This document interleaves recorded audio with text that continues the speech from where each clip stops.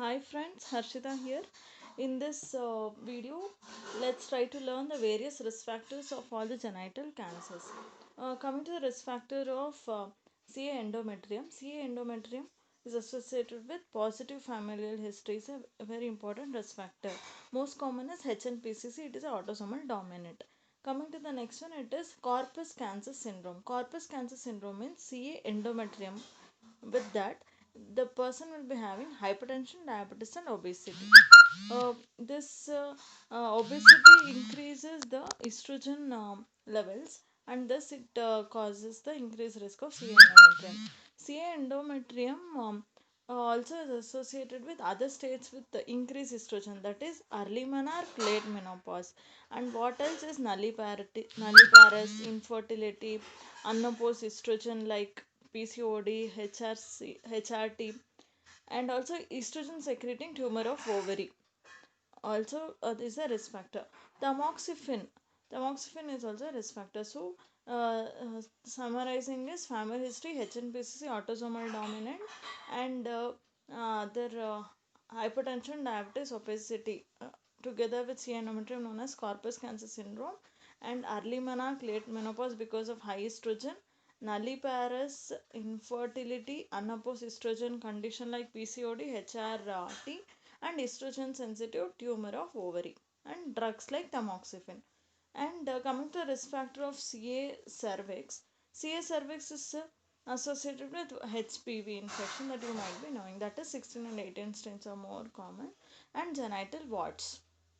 And risk factors: multiple sex partners, sexual genital warts, and HPV infection are the risk factor for CA cervix. Coming to the risk factor for vaginal cancer, vaginal cancer, vagina is just below the cervix, so the risk factor is the same, that is HPV and history of cervical cancer. And another thing is vaginal carcinoma may arise from the pre-existing vaginal intraepithelial neoplasm. Okay, and the next one is diethylstilbestrol exposure. Diethyl diethylstilbestrol exposure may that had occurred in the intranatal period of the female child may result in development of the clear cell adenocarcinoma of vagina when the child when that the girl grows up. And also the vaginal irradiation can also cause a vaginal cancer. And prolonged use of pessary, this few ladies will forget that they had got inserted some pessary, and if they keep it for long time, they may also end up in getting vaginal cancer. So this is about vaginal cancer. Coming to the risk factor, ovarian cancer. Ovarian cancer, remember, ovarian cancer risk increases when there is increased estrogen and increased ovulation. Increased estrogen states are once again same, that is nulliparous, early menarche, early menopause, and PCOD and obesity. Increased ovulation increases the risk, I said. So you should know uh, when will ovulation increase. uh, Ovulation increases, uh, or else you remember this way, like ovulation, if the female is getting pregnant many times, the ovulation is not there in her reproductive cycle many times. And if she is breastfeeding, the ovulation will not be there for many cycles. So the protective factors are multiparity and the breastfeeding. And even the OCPs causes anovulation, so even that is a protective factor.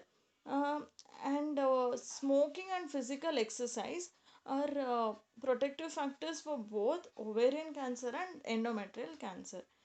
That is smoke, physical exercise, and multiparity are protective factors for both. And also estrogen, the ovarian cancer risk is more in two other peculiar conditions, that is dysgenetic gonads. Gonads are dysgenetic, so they may end up in having the ovarian cancer. And also the asbestos related industries, the women working in asbestos related industries, even they may have increased risk of ovarian cancer. And BRCA1 and BRCA2. Remember, BRCA1 is in 17 chromosome, BRCA2 in chromosome 18. So let's summarize fast that CA endometrium risk is in HNPCC, corpus cancer syndrome, and estrogen increased states like early menarche, late menopause, nulliparous, infertility, PCOD, HRT, and estrogen secreting tumor of ovary, and tamoxifen. The risk factor of CA cervix is genital warts, multiple sex partners, and HIV, HPV 16 and 18. For vaginal cancer, it is the same as cervix cancer, that is HPV and cervix cancer, and or else the vagina itself. The vaginal cancer may arise from the pre-existing vaginal intraepithelial neoplasm, diethylstilbestrol exposure in the intranatal period, irradiation of the vagina, prolonged use of pessary. Ovarian cancer increases with increased risk, increase estrogen states. Once again, the same, and increase ovulation. And two peculiar type is dysgenetic gonad and asbestos related industrial working females. And HNPCC is associated with CA endometrium. Ovarian is mainly associated with BRCA1, BRCA2. Even HNPCC comes here also.